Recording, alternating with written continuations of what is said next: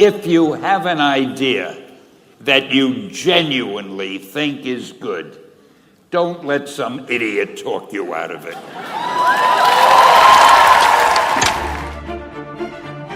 Em um mundo de fantasia. Na verdade, é na internet. Em que os filmes são analisados. Também tem biografia, entrevista, debate, um monte de coisa, né? Sim, um podcast se destaca. Podcast Cinemação. Só no cinemação.com.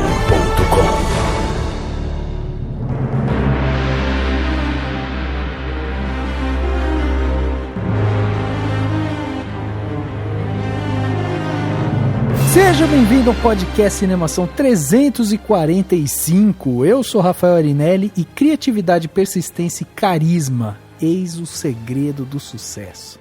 Fala pessoal, eu sou Nathalie Alves e o maior super-herói da Marvel é o Stan Lee. Nossa, fato. Aqui é o Henrique Risato e hoje a gente vai falar a história de um cara que pegou uma oportunidade e mudou o mundo. Ó, tá falando de mim? É, lógico. Pretensão, ó pretensão. Eu sou Daniel Cury e não tem segredo. Pra você saber contar boas histórias, você precisa lê-las primeiro. É verdade, é verdade. Muito bem, meus amigos, estamos aqui neste podcast 345 para prestar uma homenagem, para falar sobre um cara que fez a diferença tanto, né, no mundo nerd, na cultura pop, quanto também ele conseguiu aí, né, adentrar o mundo cinematográfico e fazer também sucesso lá dentro. Vamos falar sobre Stan Lee, que exatamente hoje que a gente está gravando uma terça-feira, dia 12 de novembro de 2019, completa aí um ano que o nosso querido Stan Lee nos deixou. E a gente resolveu prestar essa homenagem, falar um pouco sobre vida, obra, características, vamos discutir um pouco aí sobre a vida dele. E para isso, a gente tem aqui a presença da Nathalie Alves e do Henrique Risato, que já vieram aqui antes, né, falar justamente sobre Marvel, falar sobre o que estava por vir e tralá. E a gente trouxe os dois novamente para a gente falar um pouco sobre o Stan Lee. Nathalie, muito obrigado pela sua presença aqui e queria que você já falasse um pouco também sobre o seu projeto, né, o Escrocríticas. Olá, pessoal. Muitíssimo obrigado pelo convite novamente. É sempre uma honra dividir aqui os microfones com vocês. Então, o Escrocríticas é um site, é um perfil no Instagram. E aí a gente fala sobre filmes e séries, seja ele qual for. Pode ser o filme da Maísa e pode ser o filme da Cate Blanchett, que a gente vai falar com o mesmo carinho e com a mesma paixão sobre cinema. Que legal, que e legal. sempre de maneira muito bem-humorada e ácida. Que é o mais importante, né? Exatamente, é o mais importante. E temos aqui também a presença do Henrique Risato, que já é, né, prata da casa, já apareceu aí pro mundo podosférico, né, com a gente, agora tem projeto solo no ar, não é isso, Henriquinho? É isso aí, cara, mais uma vez gravando com vocês, e eu tô também, eu e o Xaxim, a cada 15 dias, a gente também está no podcast Geração M, que é aqui da família Cinemação. É isso aí. E teve episódio novo recentemente, né? Sim, saiu domingo agora um episódio em que a gente recebeu, na verdade, a visita do Cauê, que vira e mexe tá gravando podcast aqui de Cinemação. E eu e o Cauê, a gente contou pro Xaxim como foi a primeira Horror Expo que teve em São Paulo no mês passado. Foi um papo bem legal. Muito bom, muito bom. Bom, hoje o papo vai ser então, né, sobre o Stan Lee. Vamos bater esse papo, discutir um pouco aqui sobre a vida e obra dele, mas vamos bater esse papo logo depois do quadro Repercussão. Confira o que rolou durante a semana. Eu começo. Agora no Repercussão.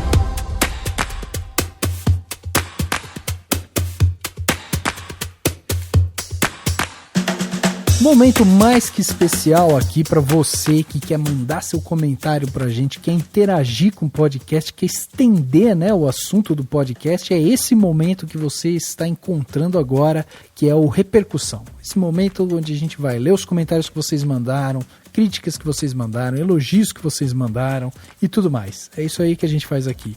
Então, se você quer interagir com este conteúdo ou com outros conteúdos do podcast, mande seu e-mail para contato@cinemação, o e-mail oficial aqui do Cinemação, Quando você escreve para esse e-mail, vai chegar aqui para mim e pro Dani, a gente já seleciona, já deixa guardadinho para ler no próximo podcast, né? Ou já respondemos você. Então assim, sem resposta você não fica. contato@cinemação.com. Além disso, você também pode visitar o nosso site, né, no cinemação.com, porque é lá que se concentra todo o conteúdo que a gente produz aí pra galera durante todos os dias, né, do mês aí que estão passando, a gente tá produzindo. Então tá saindo crítica, tá saindo análise, tá saindo muita coisa bacana. Por exemplo, o Dani soltou aí recentemente um post falando sobre o supervisor de efeitos visuais de Homem-Aranha no Aranhaverso, que vai estar na CCXP, não é isso, Dani? Sim, pra contar pras pessoas, porque afinal de contas tem que aquecer os motores pra CCXP, né? Pois é, que inclusive estaremos lá, eu e o Dani estaremos. Eu devo ir na sexta-feira, o Dani ainda tá vendo na agenda dele, porque o Dani é um cara muito Tô ocupado. checando as possibilidades. Exatamente. Temos também aqui um post, né, uma crítica do Cauê Petito, que escreveu sobre Zumbilândia 2. E tem muito mais outras coisas bacanas. Quer então interagir com a gente? É simples, fácil e indolor. cinemação.com ou no nosso e-mail contato@cinemação.com. Por fim, mas não menos importante, lembre-se, né, de assinar o nosso podcast. Estamos no iTunes, em todos os players do Android. Temos o nosso feed, que você pode pegar ele e colocar onde você quiser, que você vai ver os episódios novos chegando. Estamos no SoundCloud, Deezer, Spotify, Google Podcast e em todos os players possíveis de podcast. Procure sempre como Cinemação. Cinem, sem o A. Cinem, abre parênteses, ação, fecha parênteses, Cinemação. Procura a gente que você vai encontrar esse podcast sensacional que fazemos aqui semanalmente para vocês. Lembrando que você pode se tornar um patrão ou uma patroa do Cinemação. Você vai contribuir mensalmente com valor a partir de R$1 por meio de 3 plataformas diferentes. Claro, você escolhe a plataforma que for melhor para você. É só entrar no cinemação.com/contribua ou então ir no botãozinho contribua lá no cinemação.com e fazer o plano que for melhor para você. Pode ser de muitos reais por mês, pode ser só de R$1 por mês. E ao fazer isso, você entra no grupo no Facebook, no grupo no WhatsApp, faz amizade com a galera toda e ainda ganha presentinho no final do ano e ainda promove um podcast ainda mais independente, um podcast ainda melhor, com maior qualidade, quem sabe até novos produtos derivados do podcast Cinemação. Então, e para isso a gente precisa muito da sua ajuda. Se todo mundo que ouve o podcast Cinemação desse R$1, que parece que é tão pouco, mas ajuda muito, a gente estaria fazendo muito mais coisa, produzindo muito mais. Exato. Então, vai lá no cinemação.com/contribui e vire um patrão ou uma patroa do Cinemação. E chegando aqui na parte onde as pessoas saíram dos seus armários e mandaram seus comentários aqui pra gente, temos vários comentários bacanas aqui que chegaram durante a semana e eu vou ler um aqui do Márcio Eber e ele mandou pra gente no Twitter. Olha aí, o cara foi lá, ouviu o nosso podcast e comentou no Twitter. Ou seja, a gente tá de olho em tudo. Onde vocês comentarem sobre a gente vai ler aqui pra vocês. E o Márcio falou sobre o podcast Cinemação 338 quando a gente analisou o filme Midsommar. E ele falou o seguinte: cara, adorei o podcast. Eu descobri que gostei mais das camadas do filme do que do filme em si. A expectativa por um filme de terror era grande e saí da sessão apenas com um sentimento de bizarrice. Vocês me ajudaram a entender qual a relevância do filme para mim. Nota 3 aqui. Olha aí, Dani, cumprindo com o nosso objetivo social de ajudar as pessoas a analisar os filmes por outras camadas. Lembrando que não existe filme que não deve ser visto. Você pode não gostar dele. Exato. Todo mundo tem que ver. E aí a gente promove o debate e a melhoria da compreensão das coisas. É não é isso mesmo? aí, é isso aí. Eu tenho aqui um comentário da K, que sempre comenta lá no SoundCloud. Ela comentou o seguinte, eu achei muito curioso o que ela comentou, olha só. Ela falou assim, ó. Ela comentou no último podcast, no último episódio, que foi o episódio 344 sobre Netflix, Prime Video e nossa relação com o streaming. E ela falou o seguinte: vocês colocaram propaganda só agora ou eu não tinha percebido? E ó, não é uma ofensa, é só um comentário mesmo. Fico com medo de que os podcasts fiquem censurados pelos patrocínios. Tipo, não pode falar mal da série porque é da Amazon, por exemplo. Não tô dizendo que isso acontece, só tô expressando esse medo mesmo. Inclusive, vocês escolheram esse trecho direitinho. Toda hora que toca dá vontade de ver American Gods. Eu acho que a K se confundiu um pouquinho, por quê? Porque o episódio 344, ele tem algumas, entre uma coisa e outra, as vírgulas do podcast, Isso. tem aquelas propagandas da Netflix, da Amazon e tal. Mas o Rafa colocou como vírgula, simplesmente. Vírgula sonora, Até porque a gente tá falando deles, né, desses Sim, temas. sim. Então não são propagandas, não é que eles pagaram nada pra gente. Se quiserem, é só entrar em contato que a gente manda, né, o nosso Media Kit e tudo mais. Exato. Mas acho que a K confundiu. Então, assim, é só uma vírgula sonora para as pessoas ouvirem. E que bom que ela ficou com vontade de ver American Gods. Mas é só uma vírgula sonora. Quando tiver campanha de marketing de qualquer marca que seja, a gente vai avisar, vai falar que tem parceria, vai falar que o episódio é patrocinado, etc. Exatamente. Aliás, né, a vírgula sonora começa com o som sonoro, a assinatura sonora da Netflix, daí depois tem uma propaganda da Amazon, de American Gods, que foi o que a Ká comentou, e por fim termina com o som da Globoplay. Se os três tivessem patrocinando a gente não estaria pedindo para você ser patrão.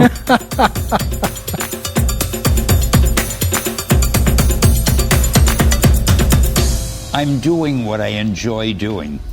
It's like other men like to play golf, so they play golf every chance they can. So you don't say to them, how come you're playing golf today? You played last week. It was the same with me. To me, it is such fun creating characters, writing stories. It's an exciting life.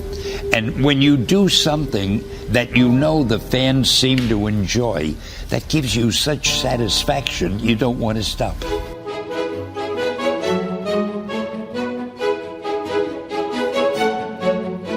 Stanley Martin Lieber nasceu no dia 28 de dezembro de 1922 em Nova York, nos Estados Unidos. E após 95 anos de vida criando muitos personagens incríveis aí da Marvel, né? Ele morreu no dia 12 de novembro de 2018, há exato um ano dessa gravação aqui, pois estamos gravando, né, como eu falei no começo, no dia 12 de novembro de 2019, e estamos prestando essa homenagem a o Stanley Martin Lieber. Digamos que é uma missa de um ano de falecimento. É uma missa de um ano, é isso aí. O Stanley era filho do casal Jack e Celia Lieber, ambos judeus imigrantes da Romênia, e o seu pai era um alfaiate e a sua mãe uma dona de casa. O Stanley nasceu e foi criado nos Estados Unidos ali, né, como eu falei, em 1922, e o país passou pela Grande Depressão ali no início de 1929, ou seja, o Stan Lee acabou crescendo durante essa Grande Depressão, né? E para quem não sabe, a Grande Depressão, ela foi esse período de depressão econômica, né, que teve início em 1929 e que ele persistiu ao longo da década de 1930, terminando só na Segunda Guerra Mundial. E essa Grande Depressão, ela é considerada o pior e mais longo período de recessão econômica do sistema capitalista do século XX. Esse período de depressão econômica, né, ele causou vários problemas para o país, né, para os Estados Unidos, com altas taxas de desemprego, quedas drásticas de produto interno bruto e por aí vai. Então foi um caos isso daí. E isso resultou, como eu já disse aqui, né, nessa questão do desemprego. E a família Lieber era uma família relativamente pobre, tanto que ele acabou passando parte da infância ali e da adolescência, né, morando com os pais, e eles moravam num apartamento ali e tal, que eles chamavam de quarto e sala. Ficava ali na região do Bronx, que fica na periferia de Nova York, né? E aí Ficava, né? Porque agora não é mais periferia. Não é mais periferia. Hoje o Bronx é um bairro bacanudo. Exatamente. E nessa época que eles viviam nesse quarto e sala, o Stan Lee dividia, né, ali um minúsculo quarto do apartamento com seu irmão, e os pais acabavam dormindo num sofá-cama na sala. Ou seja, era uma vida bem precária, bem complicada e tal. E aí durante a adolescência, o Stanley, né, acabou estudando num high school lá e tal, e ele sempre foi um cara muito inteligente, que gostava muito de ler, de escrever e tal. Ele acabou se formando relativamente cedo, e aos 15 anos ele começou a trabalhar escrevendo obituários em jornais. Ele também acabou entregando sanduíche para escritórios, e também trabalhou de office boy, trabalhou numa fábrica de manufatura, fez várias coisinhas, até de lanterninha no Teatro Rivoli, na Broadway, ele trabalhou. Então o cara, né, tinha que trabalhar, afinal de contas, passava por esse período realmente da Grande Depressão, os pais precisando, né, de ajuda para sustentar sua família, e ele acabou colocando a mão na massa. E aí, com a ajuda do tio dele, o Rob Solon, o Lee acabou se tornando assistente em 1939 de uma editora chamada Timely Comics, que era uma divisão da revista americana que mais pra frente acabou se tornando, né, a Marvel Comics. Já que a gente tá falando de forma cronológica, né, eu acho que é importante citar uma coisa um pouquinho antes dele entrar na editora, duas coisas acho que foram interessantes que aconteceram na vida dele. Uma, quando ele tinha mais ou menos uns 15 anos, e foi praticamente isso, assim, né, ele acho que se formou com 16 para 17, terminou o high school, né, um pouquinho antes disso, ele chegou a participar de uns concursos que tinha no New York Herald, num jornal, né, de Nova York, e ele ganhou todos, e ele chegou a ganhar todos esses concursos, como com redação, né? Concurso de redação, eu acho que era com notícias da época, uma coisa assim. Ele ganhou, acho que 5 em seguida, a ponto do jornal não querer mais que ele se candidatasse. Tipo, que ele escrevesse. E daí eles pediram pra ele não se inscrever, se inscrever nesses concursos de novo, e sugerindo pra ele trabalhar com escrita. E daí ele, né, foi considerado como um grande incentivo. E tem outra coisa que eu achei interessantíssimo, que é uma coisa bem rápida, uma passagem rápida da vida dele, porque quando ele terminou o high school e antes de entrar na editora, ele participou, ele entrou, trabalhou, enfim, e participou de um projeto que chamava Federal Theater Project, que era um programa de teatro que funcionou basicamente até 39, que é provavelmente o período que ele estava, né? Ele pegou, acho que, os últimos momentos desse programa, que era um programa de teatro que incentivava artistas. Ele tinha um financiamento para a vida de artistas, e foi uma medida que o Franklin Roosevelt, era uma medida do Franklin Roosevelt, o presidente, para manter artistas e para incentivar a produção artística durante a Grande Depressão. Olha aí. É que o sonho do Stan Lee era ser ator, Isso. né? O sonho inicial dele era ser ator. Ele falava, ele via os personagens no cinema, na TV, ele falava, nossa, é a vida que eu quero. Ele queria ser ator e se dedicar às artes, ele queria também ser escritor, né? Ele tinha um sonho de escrever um grande romance e tudo mais, algum momento na vida dele. Mas assim, o que eu achei muito louco, eu falei, gente, até nos Estados Unidos, o baluarte do neoliberalismo, em plena Grande Depressão, que foi o período mais triste economicamente para os Estados Unidos. Mais barra pesada, eles tinham um programa que financiava artistas. Pois é. Para as pessoas pensarem a respeito. E o Stan Lee chegou a ficar um pouquinho lá. Isso há quase 100 anos atrás. Quase 100 anos, isso em 39, né? 80 anos atrás. É? E aí, olha que interessante, eu tava lendo sobre esse projeto, ele era financiado por um comitê. Nos Estados Unidos tem muito isso, são comitês, grupos que financiam, né, universidades, essas coisas. Sim. E tinha um comitê que financiava uma boa parte desse instituto, que tinha, tipo assim, ele tinha basicamente, assim, 1% do orçamento lá de uma grana do federal, era muito pequeno, mas mesmo assim era o suficiente para manter grupos teatrais, enfim, produções artísticas em geral, principalmente grupos teatrais e apresentações de teatro. Esse grupo principal que financiava esse projeto, ele parou de financiar porque ele não gostava de duas coisas que eles achavam que o projeto fazia. Que eram? Apoiar e incentivar a integração racial entre brancos e negros e perpetuar uma agenda anticapitalista e comunista, né, nas propostas e nas coisas artísticas. Então, olha que, assim, só pra gente pensar, desculpa, eu sei que eu fui pra um outro lado aqui, mas é porque eu achei muito interessante. Falei, gente, o Stan Lee participou de um projeto de alguma maneira, parece que poderia acontecer hoje, né? Tipo, um projeto, isso aqui, que daí param de financiar porque ele é comunista e, sei lá, e no caso, e só a bizarrice é que, tipo, hoje ninguém se acharia estranho a integração racial. Mas, enfim, eu acho que é interessante da gente pensar e que isso foi importante, mesmo que por um curto período da vida do Stan Lee, pra formação dele, pra ele ser quem ele é, né? Sim, exatamente. E o que reflete totalmente no trabalho dele, porque ele é um dos criadores dos X-Men, que a maior característica é serem pessoas diferentes do comum e sofrerem perseguição racial, né? O Rafa comentou de que ele foi trabalhar na Timely Comics, né? Exato. No fim da década de 30, foi quando começou a surgir as editoras de quadrinhos que são importantes, de certa forma, até hoje. Então, as editoras de histórias em quadrinhos, antes eram... não era quadrinho de super-herói que nem a gente tem hoje em dia. Era assim, quadrinhos de histórias de cowboy, histórias de ficção científica, histórias de terror. Então, tinha lá a Timely Comics, que era do Martin Goodman, que era casado com a prima do Stan Lee. Tinha a Detective Comics, que continuou até hoje, que é a DC Comics, né? Tinha a Action Comics, que é onde surgiu o Superman. Então, era bem assim, aquele começo, aquela ebulição das histórias em quadrinhos que, como a gente conhece até hoje, né? Quer dizer, foi a fase de ouro, né? A primeira fase de histórias em quadrinhos. Aí ele foi trabalhar lá, tipo, office boy total, sabe? Exato. Fazia as coisinhas assim, meio administrativa. Normalmente, os desenhistas, eles fazem o desenho a lápis, aí depois eles passam a caneta, né, e a tinta para ir para a coloração. Um dos trabalhos do Stan Lee era com uma borracha bem levezinha apagar a parte a lápis que ficava no desenho antes de ir para a prensa. Olha só que interessante. E ele também enchia de tinta, né, tipo as tintas que...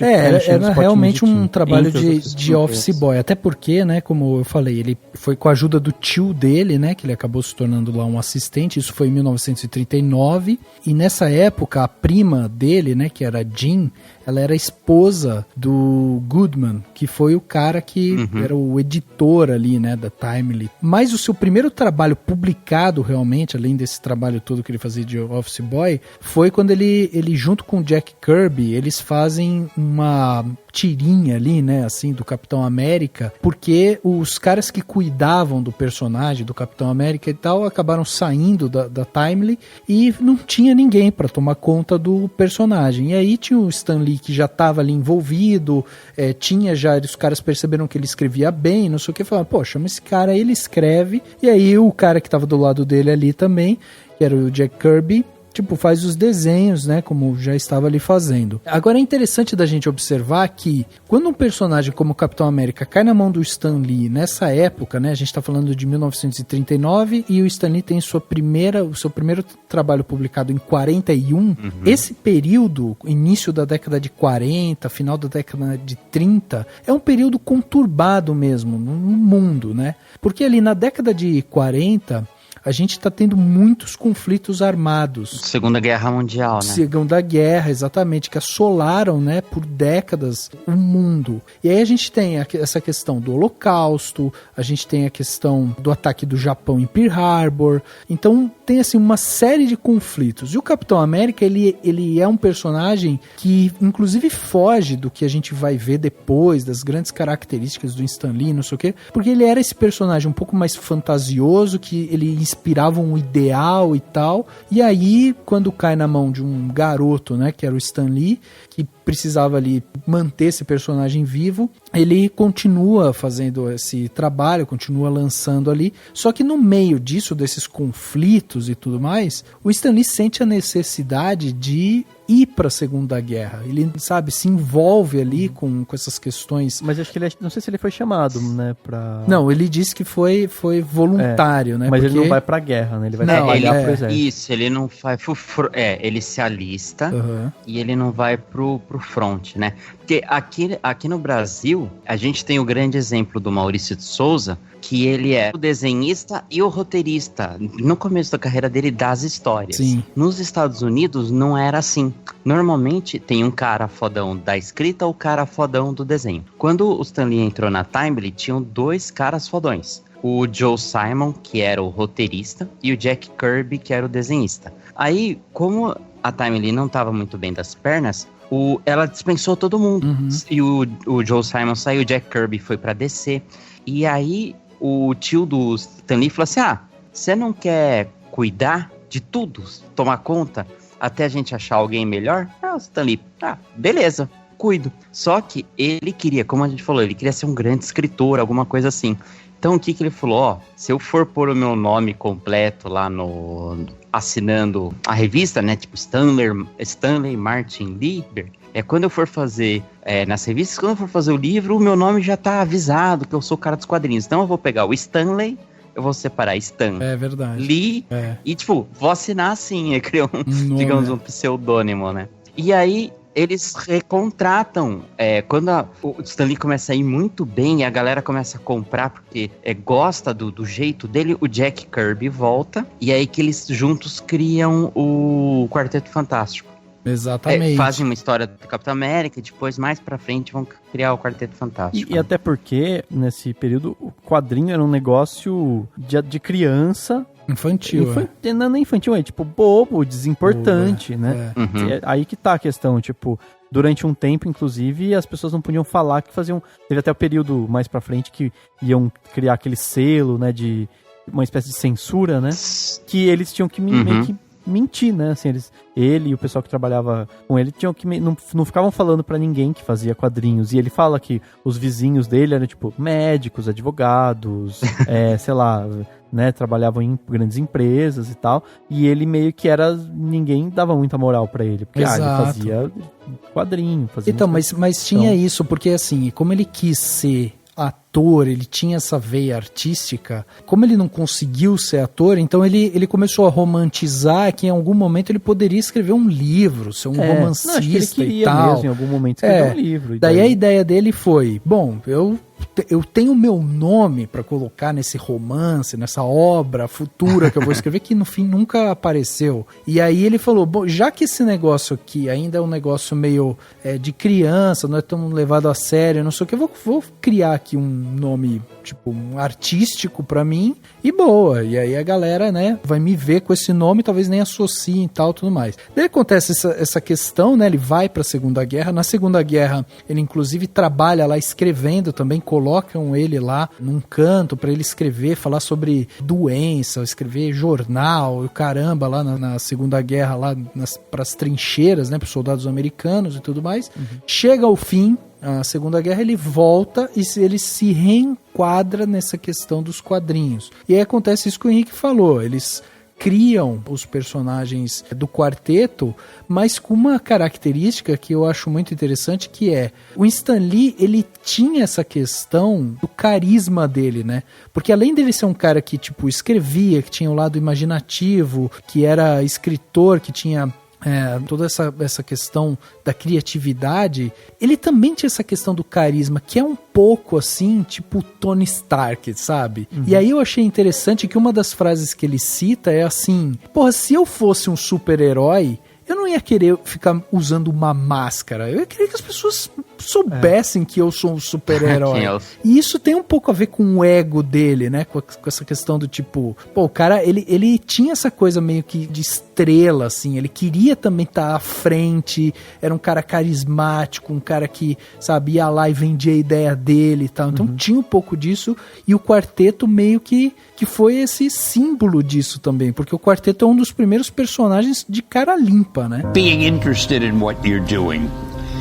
I know my father, the poor guy, it was during the Depression and he was out of work most of the time. So his life was shorter, and it was because there was nothing really that he was doing that could interest him. But I think if you do what really excites you, it just keeps you going as long as possible.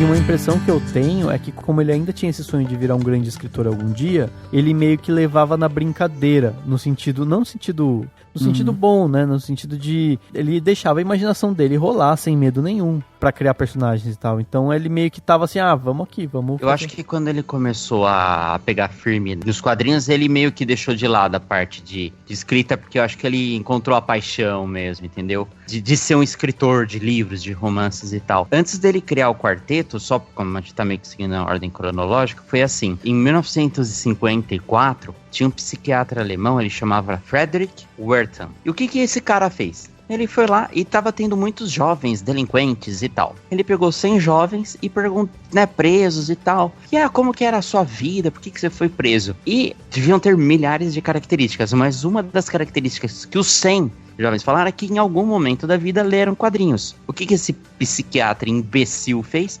Se os 100 leram quadrinhos em algum momento, então a culpa é dos quadrinhos. Aí teve uma caça às bruxas, um monte de gente fazendo pilhas e pilhas de fogueiras, queimando os quadrinhos e tal. Aí o Stan Lee, junto com outros escritores, contrataram uma outra psiquiatra e eles criaram um selo que era como se fosse assim, olha, as revistas que estão saindo com esse selo, quer dizer que elas não vão afetar os jovens. Então, por exemplo... Ela se autorregulava, né? Exatamente. Então, não vai ter uma coisa muito sexual e tal. Que era Comics Code Authority, o nome desse selo. E ele tentava driblar, né, sempre. Sim, sim. Isso em 54. Sim. Aí, o quarteto, o que o Stan Lee escreveu e o Jack Kirby foi desenhar, foi só em 61. Que a gente vai passando, parece que é tudo muito suguinho, mas se você for ver, foi 7 anos depois, né? Na verdade, acho que a coisa do quarteto não foi quando ele tava pra sair? Isso, porque daí era foda... Porque ele tava pra sair da Marvel, né? Não sei se era Marvel. Quando ele voltou da Segunda Guerra, a Timely se transformou em Atlas Comics. E depois ela se transformou em... Só mudava o dono, mudava o nome, né? Vamos mudar só o nome. Era a mesma sede, o mesmo lugar. Mas mudava. Daí o quarteto já era selo da Marvel. E o que aconteceu? Ele já tava, toda vez tem uma puta censura e tal. Eu vou largar esse negócio dos quadrinhos. Aí a esposa do Stan Lee, que é a Joan Lee, que ela era uma puta parceiraça, assim, dele até o fim da vida, ela pegou e falou assim, já que você vai largar dessa vida, por que você não faz o que você quiser? Inventa o quadrinho o mais diferentão que você puder, porque você já tá desistindo mesmo, então foda-se. E daí ele criou o Quarteto Fantástico. Nessa época também, da censura dos quadrinhos, ele recebeu, no caso, eu acho que era Atlas na época, recebeu uma encomenda para fazer um quadrinho quase que, assim, institucional, mas, assim, falando mal das drogas, né, assim, de combate às drogas e etc. Ele perguntou assim, você quer como? Você quer uma edição única? Ele disse, não, você faz aí em 3 partes e aí a gente põe para rodar. Aí ele fez um do Homem-Aranha, no qual o Harry, ele fica drogado lá, e aí rola uma treta. A censura não deixou passar. E aí ele falou, mas eu não tô fazendo apologia às drogas, eu tô falando mal das drogas, mas tem droga, não pode passar. Entendeu? Aí o que acontece? Essa HQ, ela não passou pela censura, e mesmo assim ele conseguiu distribuir, porque assim, as bancas, elas não compravam as revistas que não tinham código. Então a distribuição ficava difícil. Mas aí ele conseguiu algumas, e aí foi uma febre tão grande, todo mundo começou a querer, e aí quem não tinha começou a comprar também. Então essa foi um dos primeiros, como é que eu posso dizer? Eu acho que foi a primeira vez que alguém furou o código, e a partir daí foi que abriu portas para que o selo perdesse força no meio. Essa história que o Henrique contou desse psiquiatra e tal, que tipo meio que foi a voz quanto os quadrinhos e que enfraqueceu demais, né, os quadrinhos ali no começo da década de 60 ali e tal, né? É interessante da gente ver porque o cara era um psiquiatra, então o cara pegou lá, tipo, 100 crianças e, tipo, começou a entrevistar elas e tal, e fez uma associação do tipo, bom, as crianças violentas ou, sei lá, que fizeram alguma coisa errada e tal, liam quadrinhos. E aí ele começou a publicar uma série de artigos e dar entrevistas e não sei o quê, tipo, sempre associando os quadrinhos a algo ruim. Meio que o que acontece hoje com videogame e até filmes e tal. E aí ele inclusive chegou a sugerir que quem lia muito quadrinho poderia ter problema com asma, porque as crianças tinham que ficar em casa além do quadrinho e não sairiam para brincar. Então, tipo, isso prejudicaria a saúde delas de alguma forma. Se ele vivesse 2019, ele surtava, né? Meu Deus, as pessoas não saem nem pra andar, pra nada. Se fosse 2019, ele ia condenar o celular, ia condenar várias coisas. Exatamente. E essa guerra que se instaurou nos Estados Unidos de, tipo, contra os quadrinhos e a cultura e não sei o que e tal lá, ela vinha também muito da década de 50, né? Porque os anos 50, eles foram marcados por uma crise no moralismo rígido da sociedade, né? Tinha um problema grande ali, né? Que a galera, tipo, tava vivendo e tal. Então, assim, quando chega nessa época, e aí muitas pessoas começam a sair dos seus empregos, os quadrinhos começam a ser marginalizados, não sei o que, lá, o Stan Lee realmente chega nessa essa crise, o que eu vou fazer agora? Não vou mais continuar e tal. E aí é interessante porque alguns quadrinistas lá, desenhistas e tal, que trabalhavam com ele, acabaram sendo mandados embora, porque teve uma queda vertiginosa lá de venda dos quadrinhos, e aí teve, tipo, ilustrador que foi trabalhar de segurança em shopping, sabe? Tipo, foram fazer umas coisas nada a ver, porque, tipo, não dava pra continuar nessa indústria que tava ali, né? E aí, nesse período que acontece isso que o Henrique comentou, né, que a Joan Lee, que é a esposa do Stan Lee, dá uma incentivada nele, e ele cria o Quarteto Fantástico. O Quarteto Fantástico, ele chega com essa ideia de ser uma coisa mais humanizada mesmo, sabe? Tipo, uns heróis, tinha um ali com cara limpa, tinha heróis que eles não se davam bem entre si, tipo, não era uma coisa, tipo, super homogênea, o senso de equipe, não sei o que, não, eles tinham conflitos. Eles tinham problema de pagar imposto, tinha coisas assim. Eles não aceitavam os poderes, né? Tipo, esse poder é uma maldição e tal. Exatamente, e isso foi uma revolução, porque é como você pegar um objeto que está sendo super criticado e, sabe, estão falando justamente, tipo, que, isso daí prejudica a infância, tralá, e aí você pega e dá um upgrade nele no sentido de falar, aqui, a gente pode retratar situações reais com personagens totalmente fictícios e que você vai transformar esses personagens, tipo, em heróis, eles vão ter, sabe, eles vão ter um patamar diferente dentro da sociedade. E o fato também dele trazer o Quarteto Fantástico para uma cidade real, sabe, eles estarem em Nova York, um lugar que o Stan Lee conhecia, que cresceu e tralá, tipo, tornou tudo muito palpável. E aí isso foi um tiro certeiro que ele deu, porque a partir desse momento a indústria começou a enxergar os quadrinhos de outra maneira. E aí esse psiquiatra, tipo, caiu, né, nas suas próprias teorias, tipo, a história se fez presente ali. E dos anos 60 aos anos 70, a gente tem um momento de alta dos quadrinhos. Inclusive com o Stan Lee depois divulgando que eles chegaram a vender cerca de 60 milhões de quadrinhos no ano, que dava mais ou menos 5 milhões de quadrinhos por mês.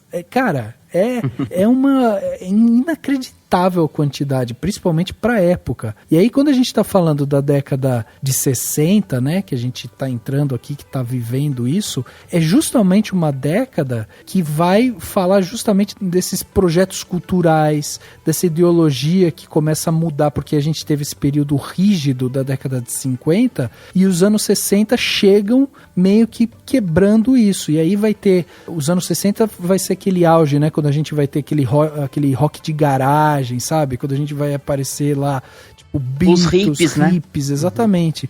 Então é um momento que, tipo, sabe, foi tipo o alinhamento dos astros. E o Stan Lee era essa pessoa, né? Eu acho que é interessante pensar nele como alguém que tinha uma visão muito... estratégica, né?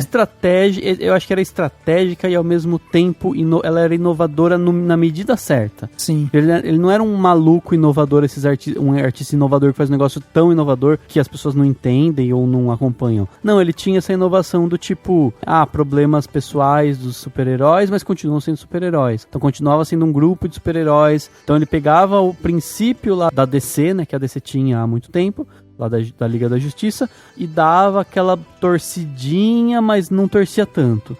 Mais tarde ele vai criar o Pantera Negra. E o Pantera Negra, ele fala isso, ele fala assim, eu notei que não tinha nenhum super-herói negro. Naquela época, pensar nisso era inovador, fazia sentido dentro do momento que se vivia, né, por conta das manifestações, de tudo, o Martin Luther King tava né, na época fazendo todas as manifestações dele e se colocando, né, como o grande líder. E assim, ele percebe isso, cria o super-herói dentro de um momento certo. Então é uma inovação, mas é uma inovação que tá na medida certa, né? Não é na medida certa. Eu acho que não existe medida certa para inovação, mas no sentido de conseguir vender. E aí ele tem essa coisa, ele é um vendedor, ele é um cara que sabe contar a história do jeito que as pessoas querem ver. Tem aquela história das páginas finais com as cartinhas, que não existia carta na época. E quando tinha era querido editor, caro editor. Sim. Ele virou, tipo, criou apelido pras pessoas, né?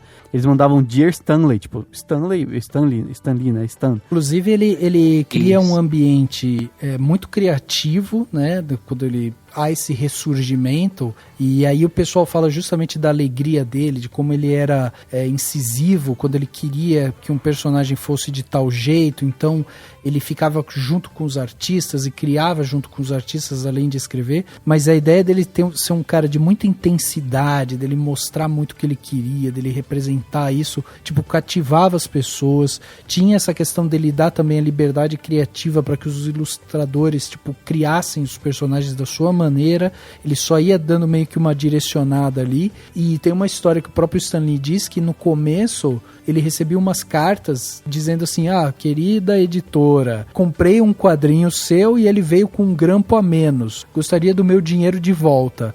E aí ele pegava essa cartinha, dobrava e saía pela editora falando, recebeu uma carta de fã, tipo, pra galera, caralho, a galera tá escrevendo pra gente, tipo, nem sabia o conteúdo, sabe? Essa ideia dele de, tipo, sempre tá incentivando a galera, dele tá sempre com esse astral pra cima e tal, tipo, transformou realmente o ambiente ali, que era um ambiente caótico que existia ali, tipo, foi uma coisa meio que, sabe, foi surgindo esse ar otimista, fora assim. a moral das pessoas, né, no sentido de estar vendendo muito quadrinho e tal. Né? Outra coisa que não tinha antes do Stan Lee escrever roteiro pra quadrinhos era assim, se comprava uma história em quadrinhos, personagem X. Não tinha, assim, roteiro de tal pessoa, roteiro de fulano, desenho de fulano, cores de ciclano. Você comprava só a história. Aí o pessoal começou a comprar, não, esse quadrinho é do Stan Lee. Aí ia lá, roteiro, Stan Lee, arte, Jack Kirby e tal. Tanto é que o Stan Lee teve uma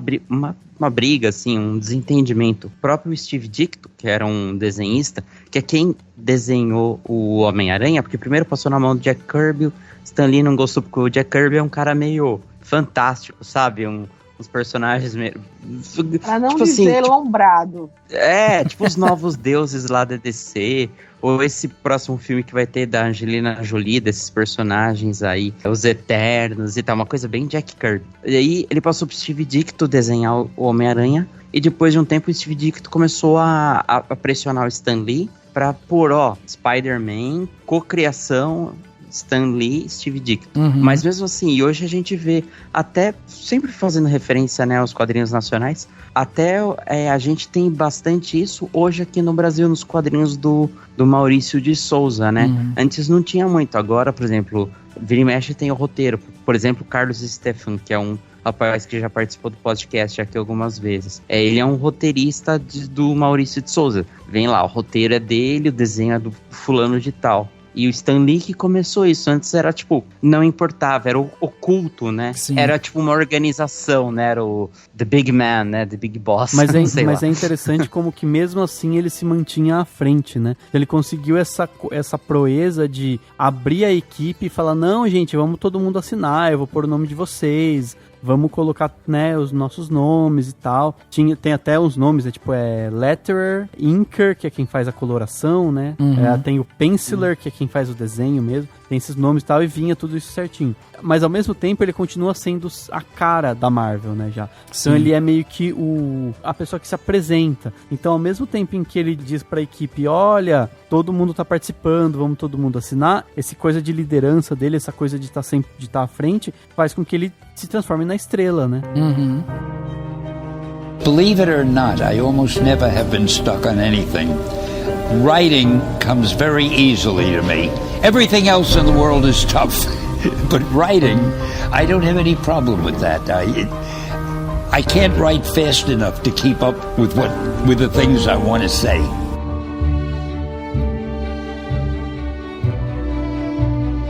Eu não sei até que ponto foi ele disse, vamos aqui colocar o nome de vocês e tal, o reconhecimento e tal, ou foi pressão interna, sabe? Tinha visto já um tempo atrás o Jack Kirby numa matéria, ele falando que o quão todo mundo, na verdade, era meio desvalorizado frente ao Stan Lee, né? E que esse lance de colocar quem fez o quê na história foi uma briga mesmo, assim, um caso quase que, como é que eu posso dizer? Como fosse uns direitos que eles foram atrás. Então, foi muita luta, na verdade, deles. E eu sinto isso também, porque, por exemplo, até antes de morrer, quando o Stan Lee sempre dava entrevistas sobre as obras, ele comenta muito pouco a influência e a importância que os outros artistas tiveram sobre suas obras. Então, eu acho que essa coisa, assim, de que a Marvel se unificou na personificação do Stan Lee, eu acho pouco saudável. Eu acho uma coisa criada e alimentada por ele mesmo, porque vocês aí falando, dá pra perceber que ele tem um ego um pouco inflado. Ele tem, em alguns momentos isso é bom e outros não, né? Eu vejo a maioria das pessoas tratando essa coisa como um pouco romantizada, mas eu acho que o Stan Lee também é um grande artista, mas ele também é um grande filho da puta. Mas, não, então, ele é tão espertinho que ele ainda fez parecer que ele vende como uma coisa, tipo, não, a gente resolveu, eu falei, não, assinem juntos. Então, tipo, até nisso ele se sai por cima da carne seca, né? Isso! Do tipo, e ele tem um método, né? Não sei se vocês sabem, assim, né? Que era um método mais industrial de fazer, que era uma forma que fazia muito rápido, que ele fazia umas 2 páginazinhas de roteiro da história, e aí já mandava para os desenhistas. As pessoas desenhavam toda a história. Só que veja só você, história de quadrinho é muito visual, né? E assim, você joga a ideia da história e quem pensa onde vai ser, o que cada quadrinho vai ter e etc, é o desenhista, entendeu? Então, assim, quem levava a maior parte do trabalho de estruturar a história era o desenhista, mas mesmo assim quem levava o crédito maior era ele. E muitas vezes os diálogos nem era ele que fazia. Então ele só fazia um roteiro de 1 ou 2 laudas, o pessoal do desenho que ele fazia assim, elas que lutem, sabe? Tipo, o pessoal lá que desenrole isso aí. E aí toda a diagramação e tudo era feito pelos desenhistas, e nem sempre os diálogos também eram feitos por eles. Isso aconteceu, mas daí mais pro fim da década de 60, porque daí a Marvel começou a ter muitos quadrinhos, títulos diferentes, né? Aí ele não dava conta, aí exatamente do jeito que você explicou, ele fazia todas as histórias, digamos assim, mas ele fazia 2 páginas e tipo, preencha aí tudo. Exatamente. Não seria isso o que marcou a queda da Marvel? Não, acho que foi anos 90, até a partir dos anos 90 mesmo, que a Marvel começou a meio que vender cada vez menos, que daí teve que vender os direitos pra não, mas isso que a gente tá falando é a década de 60, tem 30 anos entre... Não, isso que eu tô falando, não sei, é porque eu tô perguntando justamente porque eu não lembro agora de detalhes, assim, de quando que começou a cair as vendas, porque imagino que nisso começa a cair, porque em algum momento deve perder um pouco da qualidade, pelo menos. Não, porque tinham roteiristas muito bons. Exatamente. Mas tem outra coisa também, esse foi um dos motivos, né, justamente da briga dele com o Jack Kirby, porque diz ele que foi dar uma entrevista, Jack Kirby falou que o Jack Kirby tinha que participar, e aí quando é publicada a matéria, tipo, tem 3 colunas lá falando da genialidade do Stan Lee, e aí tem um pedacinho lá, tipo, falando do Jack Kirby, e o Jack Kirby ficou enciumado e tal lá. Agora, quando você vai ver entrevista do Stan Lee, você vai ver como ele se colocava e tal, é nítido perceber que ele tem um posicionamento muito diferente tipo, desses artistas que sentam pra desenhar. Ele era um cara, acima de tudo, vendedor também, entendeu? Sim. Então, tipo, ele tinha esse posicionamento. Você vê, nada na vida é por acaso, né? Porque quando você vai estudar a história dele, você vê que ele queria ser ator, você já percebe que, tipo, ele tinha uma coisa de, tipo, ele queria estar nos holofotes também. Entende? Tá no palco.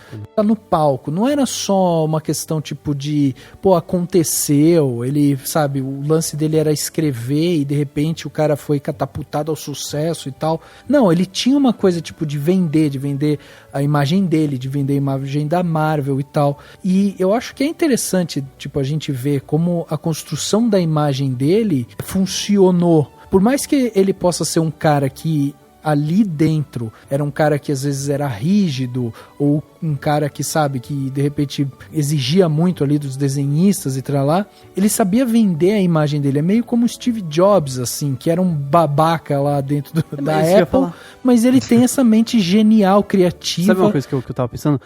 Eu tava pensando justamente no Steve Jobs. Ele é tipo, na verdade não é que ele é o Steve Jobs, o Steve Jobs era o Stan Lee da computação e tal. Mas assim, eu acho que uma coisa interessante de pensar, ele entendia muito de marketing, né, de vender e tal. E eu acho que uma coisa interessante que eu percebi pela minha pesquisa, que ele acho que fazia muito bem, era saber indicar o que tinha que ter no super-herói que o público ia gostar. Então ele fazia a regra número 1 e básica de marketing, que é o conhecer o público, né? Conheça realmente a pessoa que você quer atingir para falar a língua dela e tal. Uma coisa que eu lembrei, teve ele, acho que mais pra frente, né, quando ele tava mais famosinho e já a cara da Marvel, todo mundo já sabia quem era da cara dele e tal, ele deu muita palestra, ele dava muita palestra em faculdade. E ele conta que ele ia pras palestras de faculdade, prestava atenção nas perguntas que as pessoas faziam e voltava com ideias. Então ele falou que a partir do momento em que tinha muito universitário, ele falou que os universitários perguntavam muito sobre o surfista prateado. E aí ele conta assim, eles perguntavam sobre o surfista prateado, perguntavam coisas meio existenciais e tal. E aí ele teve a ideia de fazer o surfista prateado ser esse personagem que se questiona sobre a humanidade, se questiona sobre a existência, essa coisa meio filosófica. Então, quer dizer, o cara era muito espertinho, porque você tá ganhando dinheiro pra dar uma palestra, você vai lá, se aproveita da palestra pra fazer uma pesquisa de mercado, basicamente. Exato. Os últimos roteiros dele, para esses quadrinhos mensais, foi em 72. Aí ele começou de 70... década de 70 daí em diante, a fazer esse ciclo de palestras em universidades americanas, que o Dani tá falando. Isso, então, e daí ele chegava com as ideias, então ele falava assim, esse personagem tem que saber isso, esse aqui tem que fazer aquilo, esses heróis tem que fazer desse daquele jeito, e aí os roteiristas que se virem, né? Mas então, isso é um trabalho de marketing, um trabalho de pesquisa. Isso parte também, inclusive, daquele ditado ou daquela regra que o pessoal fala muito na hora de você escrever, do roteirista, que é: escreva histórias que você é familiarizado, porque isso vai passar verdade pro público também, né? Sim. Então por isso que antes de você começar a escrever também, é importante você se debruçar muito em pesquisa, você entender muito bem o que você tá escrevendo e tal. Então tem um pouco disso, assim, o fato de você se debruçar, entender um assunto e daí você resolver escrever sobre ele, te deixa familiarizado com aquele assunto e você vai passar essa verdade adiante. No caso aqui do Stan Lee, a gente tá falando de quadrinho, por exemplo, quando ele escreve sobre Hulk, quando ele cria o Hulk, ele tá criando um personagem justamente num momento em que existia todo aquele temor, justamente com guerra nuclear. A galera tava criando bunker em casa, porque não sabia se podia estourar uma bomba a qualquer momento, não sei o que e tal. Ele resolve criar um personagem que surge da questão da radioatividade. Quando ele cria, tipo, Peter Parker, ele disse que era uma coisa muito dele, assim, tipo, era muito fácil escrever dele, porque é só eu lembrar da minha juventude, ou, sabe, quando eu tomei toco de mulher, quando eu, sabe, queria sair e com os meus amigos, mas não tinha dinheiro e não sei o que e tal. Então, assim, essas questões familiares tornavam esses personagens muito mais humanos. E aí eu acho que muito mais o Henrique e a Nathalie, que são consumidores de HQ e tal, né, que conhecem esse universo nerd muito mais do que eu acho que aí tá a grande diferença justamente da Marvel para DC, porque a DC, que vendia quadrinho a rodo também nessa época, né, na década de 60 ali e tal, 70, ela toma um choque, porque ela toma uma porrada, porque de repente a Marvel surge e toma conta do mercado, só que a Marvel, ela tem essa questão muito mais humanizada, né, muito mais próxima do ser humano. Tipo, você pegar e falar assim, que um super-herói como o Homem-Aranha, ele tá andando ali por Nova York, cara, você tá tornando Nova York uma cidade símbolo, tipo uma cidade turística e símbolo de um personagem, você torna a população de Nova York também familiarizada com aquilo, porque você fala assim, pô, Peter Parker foi no cinema tal com a Mary Jane, tipo, porra, todo mundo sabe qual que é o cinema tal ali. Então, tipo, essa questão humanizada catapultou a Marvel de uma maneira que, tipo, a DC não tinha, porque a DC trabalha com, tipo, lugares fictícios, semideuses e tal, isso, né? Tipo, Metrópolis, Gotham, cidades que não existem. Tipo, o Homem-Aranha. Uma das coisas que a gente mais lembra. Ele era um fotógrafo, aí ele tinha que tirar foto dele mesmo pra vender no jornal, pra ele ter dinheiro, porque morava ele com a tia idosa, ele tinha que dar dinheiro pra tia, pra, tipo, pra ter comida na mesa, entendeu? Exato. Essas coisas não tinham, né, na DC, que era concorrente direta, né? Os personagens da DC são praticamente deuses, né? Uma coisa, depois que veio acontecer na carreira de Stan Lee, foi que ele foi pra Califórnia, ele foi pra Los Angeles, e que lá tinha muito potencial para outras mídias, para levar as criações dele pra televisão.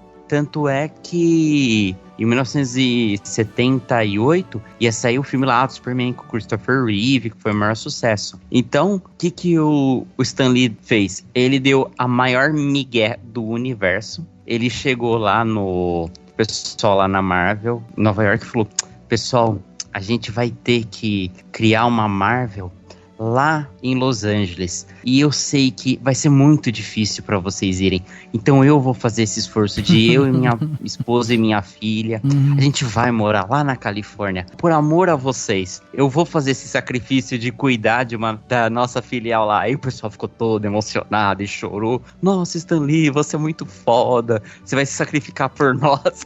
E o cara morou até o final da vida, tipo, na ensolarada Califórnia.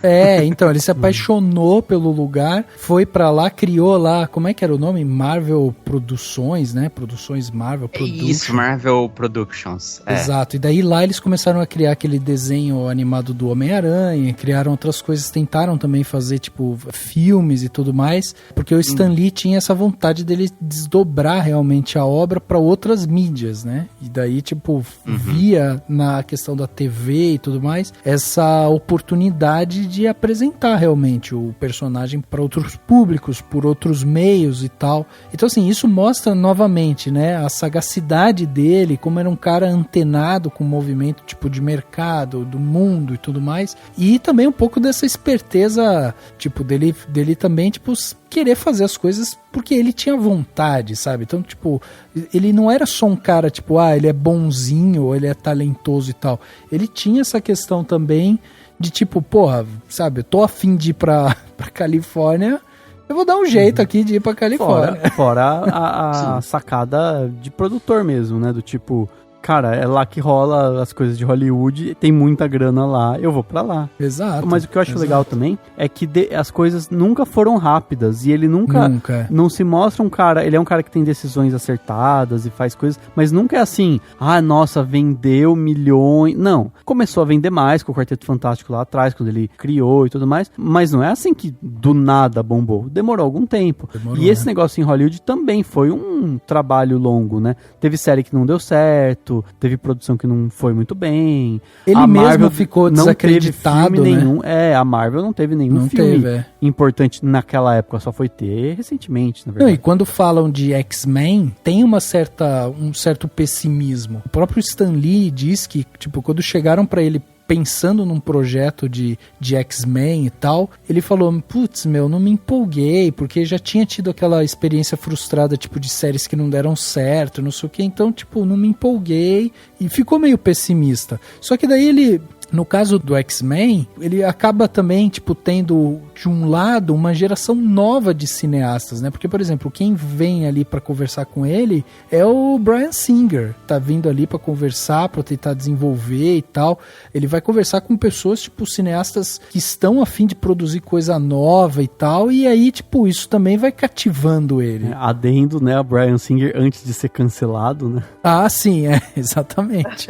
Mas essa era a ideia, né? Tipo assim, pô, tá vindo um monte de cineasta novo, a galera com gás, tá querendo pegar, tipo, personagens que eu criei, que eu ajudei a desenvolver, não sei o que, lá. Talvez seja um momento. E aí, isso dá início a uma indústria cinematográfica que mais tarde, depois, né, mais pra frente, bem mais pra frente, vai ser comprada pela Disney, cria-se a Marvel Studios, dá-se o pontapé inicial já nos anos 2000, 2003 ali, né, com X-Men, que é o grande filme, depois a gente tem Homem-Aranha e tudo mais, e aí a Marvel Studios, que hoje tem essa capacidade que, tipo, hoje a Marvel Studios já conta com 23 filmes em 11 anos, e os números são impressionantes, porque o estúdio hoje totaliza mais de 22 bilhões de dólares mundialmente, sendo a maior franquia do cinema. Pô, é inacreditável o tamanho. Mostly I've just enjoyed everything I've been doing,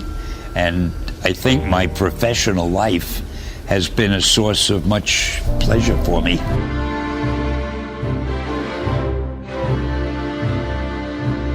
Como o Dani falou lá atrás, na década de 90, a Marvel Comics, né, os quadrinhos, quase faliu. Aí que o Stan Lee foi lá e pegou dos direitos de todos os personagens e foi vendendo. Vendeu pra Universal, vendeu pra Fox, vendeu pra Sony. Tanto é que em 2000, quando teve o filme dos X-Men, que é o mais importante pra essa nova geração de filmes de super-herói, é pela Fox. O Homem-Aranha lá do Sam Raimi saiu pela Sony. Eu acho que tinha não sei se era o Namor que tava com a Universal, talvez o Motoqueiro Fantasma também. Então, quer dizer, ele pulverizou tudo, né? Tudo, exatamente. Pra tentar de alguma forma salvar o que a Marvel tava se declarando, tipo, a Marvel ia pro buraco. Que deu certo. Exato. Que deu certo. Exato, exatamente. Eu ia até dar os devidos créditos, gente, porque assim, em 89, um empresário, que é o Ron Perlman, ele comprou a Marvel e não deu certo, né? E aí ele queria transformar ela numa mini Disney, e aí foi aí que começou o estágio de falência deles, que foi decretado em 96 pelo próprio Ron. E aí, quando ele decretou falência, aí há uma briga entre os sócios e tal, para ver quem é que vai tomar a frente da empresa. E aí não só o Stan Lee é participante disso, mas também há dois sócios, é o Ike e o Avi, que eles eram executivos de uma das empresas a qual o Ron tinha vendido os direitos de imagem de alguns personagens da Marvel. E aí é quando ele pegou uma Marvel que estava valendo 300 milhões para hoje que está valendo, e levou junto também, obviamente, com o Stan Lee, até porque a maioria dos personagens eram deles na época, para uma empresa que hoje vale 12,2 bilhões de dólares. Percebe-se, né, que tudo isso, quando a gente está falando, tipo, de um cara que desenvolveu quadrinhos e tal lá, é interessante da gente pensar que o cara começou nessa indústria, não foi porque ele planejou, tipo, eu quero sair para escrever, quero entrar numa empresa de comics e tal, e lá eu vou escrever, vou ser roteirista e tal lá, não. Não, ele meio que foi, né, levado à necessidade, porque, tipo, tinha os pais dele que tinham dinheiro, ele precisava trabalhar, não sei o que, o cara chegou e começou a trabalhar com isso. E nisso, as oportunidades foram surgindo, ele foi conseguindo transformar isso. Então, assim, acima de tudo, além da sua criatividade para escrita, ele era um cara muito criativo também no seu temperamento, no criativo nas suas decisões e tal. O Stan Lee tinha uma frase muito curiosa que era, para você se motivar, você tem que... Aí é uma frase que ele tinha, né? Mas para você se motivar, você tem que gastar dinheiro, você tem que gerar dívidas. E aí ele falava da esposa dele, ele falava, bom, a minha esposa, tipo, me ajuda, porque ela sai gastando dinheiro, eu fico com um monte de dívida, eu tenho que trabalhar, tenho que conseguir dinheiro de alguma forma.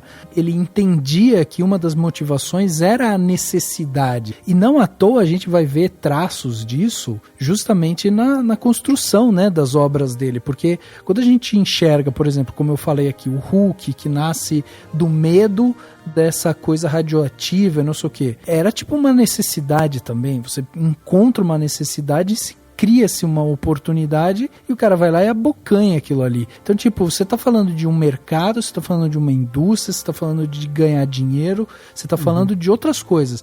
E é óbvio que, paralelo a isso, você também tá falando de arte, que é essa expressão, que é esse simbolismo que os personagens, tipo, vão, né, meio que demonstrar ali um pouco do que é a humanidade. A arte vai ser fruto do seu tempo também. Então é interessante também da gente ver que quando existe essa crise das HQs lá no final da década de 50, né, começo da década de 60, ali que tem aquela crise com o psiquiatra que a gente falou aqui, surgem novas HQs, quadrinhos e tal, com personagens muito ruins, né? Que, tipo, não vendiam.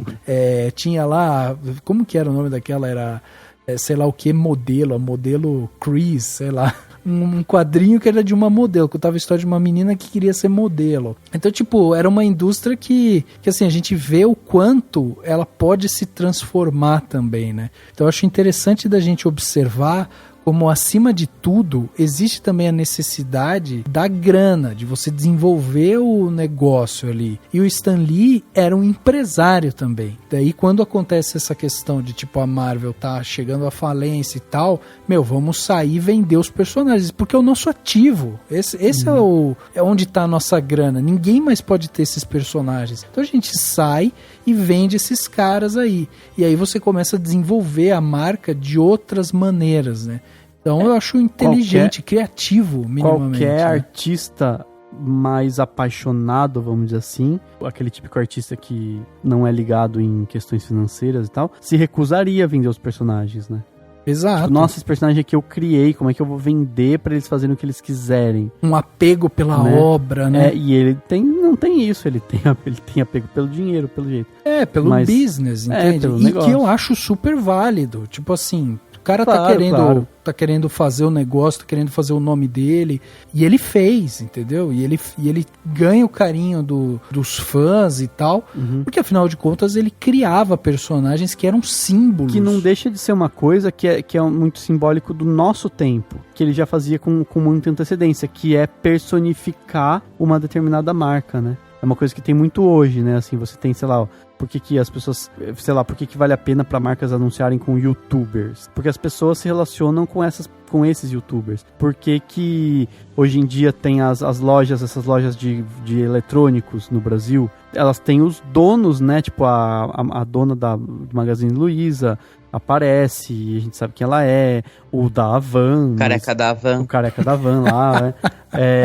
Os Zezé de Camargo, Luciano, Damara Braz. Então, assim, é isso, as pessoas elas se relacionam com as outras pessoas. Então, quando você tem uma pessoa, ainda mais um velhinho simpático, fazendo as coisas da Marvel, né, assim, mais pro final ele ia ser um velhinho simpático, mas, enfim, você se relaciona com ele, você vira fã dele, né, e, tipo, e é isso incentiva o consumo também, incentiva a melhor relação das pessoas com a marca, né. Desde os Bullpen Bulletins que ele escrevia, depois ele criou um grupo que era The Mary Marvel Martian Society, que era tipo um clubinho, digamos assim, que você escrevia, você saía nas revistas e tal. Então, o cara criou um bordão, né? Excelsior, que é tipo fantástico, maravilhoso, que era o lema da cidade de Nova York. Então, ele era um cara extremamente, assim, cativante e, ao mesmo tempo, assim, ele era a imagem do Stan Lee se confunde com a imagem da Marvel Comics. Sim. Se a gente fala da DC Comics, você pensa em uma pessoa física então. por trás da DC? Não tem ninguém. Não. Eu penso no Bruce Wayne. Exatamente. Que é um riquinho maluco, cheio de transtorno mental. E que não existe. Pois é. Não, e você vê, ó, a gente tá falando, ele é a cara da Marvel e tal. Agora é interessante de pensar que, por exemplo, o Stan Lee, ele acabou se afastando dos deveres regulares dele da Marvel lá nos anos 90. Embora ele continuasse com um salário pomposo anual de $1 milhão, né, como presidente emérito da Marvel, que é um grande cargo, né, afinal de contas o cara ganhou muito dinheiro com isso. Em 1998, ele e o Peter Paul começaram um novo estúdio de criação, que era um estúdio de criação, produção e marketing de super-heróis, que se chamava Stan Lee Media. Então, você vê, o cara... Choque total de 0 pessoas o nome desse projeto. Pois é. E que no fim ele sofreu um puta golpe, né? Um puta golpe, exatamente. Porque daí esse cara, né, o Peter Paul, ele depois descobriram no final de 2000 ali, alguns investigadores e tal, descobriram que tinha lá manipulação ilegal de ação pelo Paul. O Peter Paul fugiu pro Brasil. Pois Ele veio pro Brasil pra fugir da lei americana. Então, foi um fiasco isso daí, né? Agora, ele também ganhou dinheiro com isso, porque daí foi movida ação e tal, ele, tipo, teve que, né, se refazer ali, só que ele estava sempre ligado com algum tipo de criação. Então, o Stan Lee, por isso que eu acho que ele é um empreendedor, ele é um cara de visão, criativo e tal. Eu acho que, acima de tudo, ele tinha essa visão criativa, que é o que torna ele um cara especial no mercado, né? Porque assim, aconteceu isso, ele tem esse problema. O Paul, né, é extraditado do Brasil para os Estados Unidos e tal em 2003. Tipo, gera todos esses problemas. Em 2001, o Stan Lee, junto com o Jill Champion e o Arthur Lieberman, formaram a Paul. Olha o nome, Paul. Parece de porrada, sabe? De quadrinho, né? Que era Paul Entertainment, que era pra desenvolver propriedades de filme, televisão e videogames. E aí o Lee, ele acaba criando uma série animada lá de superaventuras e não sei o que, Stripperella. Nem sei o que é isso.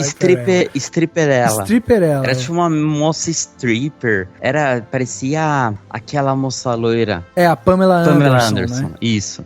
Então você vê, tipo, o Stan Lee, ele é um cara que, tipo, acima de tudo, ele tinha essa veia empreendedora, né? E aí ele vai fazendo todos esses movimentos e tal, mas ele vai colocando os pés em outros lugares e tal, vai testando outras coisas, e aí ele vai, né, sempre permeando ali. E o nome dele, como era muito forte junto com a Marvel, os contatos que ele vai fazendo ali e tal, tipo, vão trazendo também outras oportunidades, né, pra Marvel. Então, e o que eu acho mais incrível é que quando a gente tá falando, tipo, desses movimentos dele em 2001, em 98 o cara criou e tal, a gente já tá falando de um senhorzinho de 70 anos, sabe? De um senhorzinho de 75 e não sei o que e tal. Não à toa, o cara viveu até os 95 e tava indo em tudo que era festival, Comic Con e o caramba. Ele só parou no finzinho mesmo, quando ele começou a ficar com a saúde debilitada, né, assim. Mas realmente foi coisa de 3 anos, né? Exato, ele teve... Acho que ele teve uma pneumonia forte e daí ele praticamente perdeu a vista. É verdade. Que ele fala que tudo tinha que passar pelos... Que ele não conseguia mais fazer quase nada, assim, né? Tipo, nem ler quadrinhos ele conseguia por conta do problema na vista, né? Hi, heroes. This is Stan Lee coming at you. Want you to know, Marvel has always been and always will be a reflection of the world right outside our window. That world may change and evolve, but the one thing that will never change is the way we tell our stories of heroism. Those stories have room for everyone, regardless of their race, gender, religion, or color of their skin. The only things we don't have room for are hatred, intolerance, and bigotry. That man next to you, he's your brother. That woman over there, she's your sister. And that kid walking by, hey, who knows? He may have the proportionate strength of a spider. We're all part of one big family, the human family, and we all come together in the body of Marvel. And you're part of that family. You're part of the Marvel Universe that moves ever upward and onward to greater glory. In other words, Excelsior!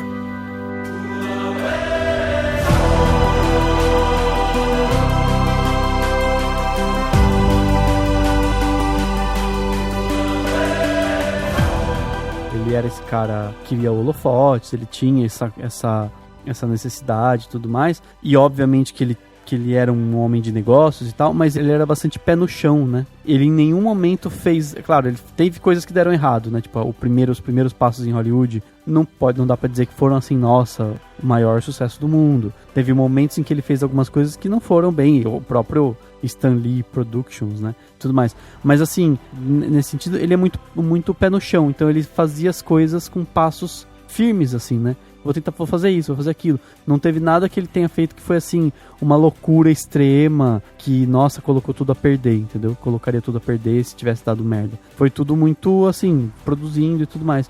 E eu acho que isso é interessante, e isso faz sentido com a característica dele, que é parecida com, como a gente citou, né, com o próprio Peter Parker, né, quando ele criou o Homem-Aranha, que é de um cara mais nerd, de gosto simples, né? Sim, assim, guardadas as devidas proporções, obviamente. Depois ele ficou uma se tornou uma pessoa, né, muito, muito rica, mas ele tinha gosto simples, ele não era uma pessoa de luxos e tal. Então isso permitia que ele desse passos mais firmes, eu acredito. Então acho que e aí nisso também a questão do que ele foi criando, né? Porque eu acho que, tudo bem, a gente vê ele como alguém que mudou muita coisa na cultura pop e ajudou a moldar a cultura pop como a gente conhece ela hoje, incluindo, obviamente, esse grande cinema de Hollywood, mas isso tudo foi graças a, basicamente, duas coisas. Essa humanidade que ele põe, que a gente já falou aqui, né? E ao tempo. Sim, não sim. teria como esses personagens serem o que são se não fosse o tempo deles entrarem pro gosto de uma grande parte da população, serem vendidos ao redor do mundo aos poucos, né? Porque não era Ainda também... bem que ele viveu 95 anos, né? Sim. Pra ver os personagens deles amadurecerem esse tempo todo, porque é isso que você falou, Dani, é muito verdade, de que, tipo, personagens dele foram fazendo sucesso, mas, sei lá, ele já tinha 70 anos, mas assim, que bom que ele ainda pôde aproveitar. Exatamente. Sim, não, e essa questão, assim, porque, por exemplo,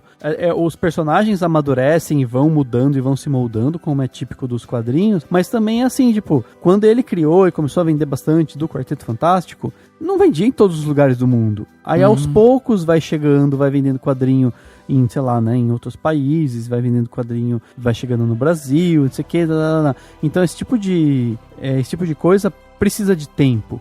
E eu acho que ele é uma pessoa que é a prova de que não há necessidade de ir com tanta sede ao pote, né? Tipo, fazer aquilo que você acredita, fazer aquilo que é a sua verdade, pode demorar um tempo para realmente dar grandes frutos, né? Exato. Embora ele tenha sido sempre uma pessoa de negócios que estava preocupada com frutos mais próximos, ele foi colher muita coisa lá depois, né? E ele mesmo falava que ele nunca imaginaria, quando ele estava lá escrevendo as histórias e trabalhando no comecinho lá na Timely Comics, não sei o quê, que jamais imaginaria que ele estaria depois de tantos anos num tapete vermelho e as pessoas perguntando como foi o dia dele, como ele estava se sentindo, porque ninguém queria saber como eu estava me sentindo naquela época. Exato. E é bem isso, é uma coisa que é o tempo e são vários fatores que vão contribuindo para isso, né? E no fim das contas ele acabou escrevendo um livro que até foi lançado aqui no Brasil recentemente, em 2017, chamado Zodíaco, O Legado Convergência, e ele assinou como Stan Lee. Então essa ideia dele de deixar o nome comprido, completo dele para as novelizações foi pro saco.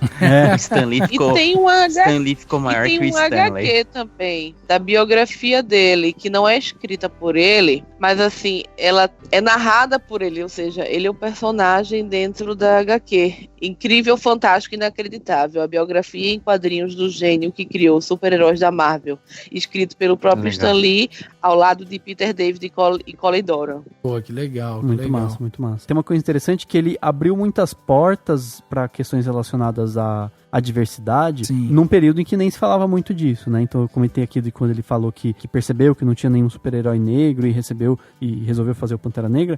E o caso dos X-Men, né? Tem muito disso. Ele cita, até tem um documentário lá dele que ele cita o fato de que a esposa dele sofreu um certo preconceito. Assim, não que sofreu preconceito, mas ela lidou com preconceitos quando eles tentaram adotar uma criança. Porque como eles tiveram só verdade. a segunda filha deles faleceu, eles pensaram em adotar. E aí disse que ela tinha aquela coisa, né, de tipo, ela não podia adotar crianças na época, né, isso. Não deixava adotar criança de origem judia porque ela não era judia, embora o Stanley seja, né, Stanley fosse. Ele era judeu de origem judia e tal. E aí não podia adotar, sei lá, criança católica porque ela era não sei de que igreja. Tinha umas coisas Episcopal. assim. E aí o que acontece? Ele tendo visto isso, e com certeza isso influenciou nessas questões dos super-heróis, principalmente dos X-Men. Então, assim, ele deu um passo nessa questão, né? Deu um passo na questão de algumas diversidades, que são muito importantes hoje, quando se fala disso e quando se enxerga a necessidade fundamental dessa diversidade, mas ao mesmo tempo, já no período dos filmes da Marvel, ele nas coletivas e tal, ele foi questionado por repórteres sobre um super-herói gay, né? E a comunidade LGBT, acho que até hoje fala muito da necessidade, da importância de ter um super-herói LGBT. E ele falou que nunca passou pela cabeça dele. Ele falou assim, eu nunca fiz isso porque... Ele falou, posso fazer, mas nunca me passou pela cabeça criar um super-herói que fosse LGBT. E faz todo sentido. Ele viveu num período e num ambiente em que isso não era pensado, não era considerado, né? essas questões. Era uma então, pauta. Né? Isso. Então acho que é muito interessante isso, como que é legal você ver que existe a possibilidade de se trabalhar com promover a diversidade nos personagens que se cria, mas ainda assim existe um limite, existe até um certo ponto que isso vai, por ele ser um famoso homem hétero branco e tudo mais. Então hoje, quando se fala em na necessidade de haver diversidade em produtores, em desenhistas, em artistas, em pessoas que estão criando, é para que esse ponto da diversidade vá além, justamente pelo fato de que se você só tiver, enquanto você só tem pessoas de um mesmo grupo, você pode até conseguir alguma diversidade em alguns momentos, mas não com tanta intensidade quanto você conseguiria com equipes mais diversas. Sim, né? mas existe também a questão do tempo dele, né? Exatamente. Sim. Tipo assim, ele já foi muito, ele foi muito, de certa forma, vanguardista, né, pra época exato, dele. Então ele já, só o fato de ele ser um homem branco, olhar e falar, poxa, vou criar um super-herói negro, já é muito legal. Já foi muito importante pra época, é muito importante até hoje. O simples fato de ele ter criado outros super-heróis também negros e ter feito os X-Men com referências a preconceitos, né, e obviamente o fato de ele ser judeu, com certeza também influenciou nessa questão, são passos importantes. Mas é para as pessoas, pra gente pensar, porque quando falam, né, da importância de diversidade em produtores, né, sei lá, sabe, em diretoras mulheres, em qualquer coisa, qualquer produção artística, precisa ter diversidade em quem produz, para que essa diversidade vá além de um personagem aqui e uma coisinha ali. Então é só uma pontuação interessante, porque eu acho que é um paralelo que se faz entre a vida dele e o período que a gente vive hoje, em que isso é uma pauta e um tema muito importante para se considerar. É verdade. Eu acho que assim, a gente teve essa felicidade, né, de ver esse cara durante tanto tempo aí, empreendendo, criando, promovendo. São 95 anos de história que ele teve, morreu tarde e deixou um legado, e isso é o mais impressionante, assim, como ele conseguiu marcar o nome dele pra história, porque o fato da gente ter hoje, tipo, Marvel Studios, da gente ter esses personagens, de estarem, né, sendo criadas tantas obras em cima de coisas que o cara desenvolveu ali, sentadinho no quarto dele, escrevendo e desenvolvendo da mente dele alguns personagens e tal, eu acho impressionante. São obras que a gente pode comparar, tipo, com o Tolkien, com próprio Stan Lee, como a gente falou, ele entra num hall de pessoas criativas e novas, que moldaram, que ajudaram a moldar a cultura pop como um todo, especialmente o cinema, por conta do que isso influenciou, né, nas produções. E eu acho isso um mérito, assim. Então fica aqui essa homenagem nossa, singela, para falar um episódio inteiro sobre Stan Lee, esse cara que tinha, né, o cinema também como uma das suas visões de criatividade, como um dos lados que ele tinha para desenvolver. Ele falava muito também, né, por exemplo, como ele gostava de Frankenstein, para daí ele criar o Hulk, e como ele ia beber muito, né, do cinema para desenvolver também outros personagens. Então acho que fica essa homenagem nossa aqui a esse cara tão criativo, que vai fazer falta, mas que deixou um legado e com certeza inspirou milhares e milhares de jovens. Hoje estão desenvolvendo suas obras, viraram, né, hoje estão criando, estão escrevendo e tal, e que vão trazer aí tantos outros personagens daqui para frente que também vão influenciar outras gerações. Então, nosso muito obrigado a esse cara sensacional que passou por aqui durante esse breve período de 95 anos.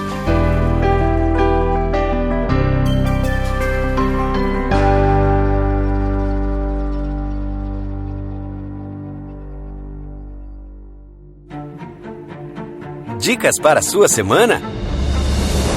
No Plano Detalhe.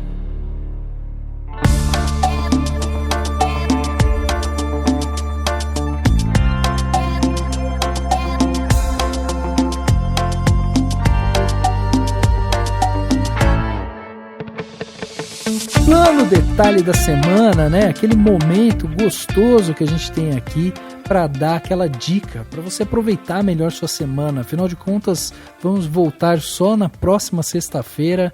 Então você tem aí 6 dias para falar: meu Deus, não tem cinemação, o que eu vou fazer durante esse período? Não tem nada para fazer. Aí a gente já falou, né? Tem Geração M do Henrique, dá pra ir lá ver as críticas do Escrocríticas, né? Já dá pra fazer algumas coisas. Mas se mesmo assim você quiser aproveitar outras coisas pra fazer, então vamos lá. Minha dica de sustentabilidade hoje é simples e direta. Recicle. Essa é a minha dica, meu primeiro plano de detalhe hoje. Existem formas bem fáceis de reciclar o lixo orgânico, como a compostagem, por exemplo, que você pode fazer. Mas, se você não puder, existem diversas instituições de reciclagem de material como alumínio, plástico, papel e tal. Então procure sempre separar o lixo orgânico do reciclável e tenta usar e abusar da coleta seletiva da sua cidade. Essa é uma dica importantíssima, porque reciclar ajuda demais o meio ambiente. Então, meu primeiro plano de detalhe de hoje, minha dica sustentável é recicle. Meu segundo plano de detalhe de hoje vai pro Roda Viva. Eu tenho hoje sérias restrições ao Roda Viva, tenho problemas com o Roda Viva. Eu acho que caiu muito a qualidade lá do programa, mas eu acho que eles estão tentando se reerguer e tal, e às vezes eles estão acertando, às vezes continuam errando, né?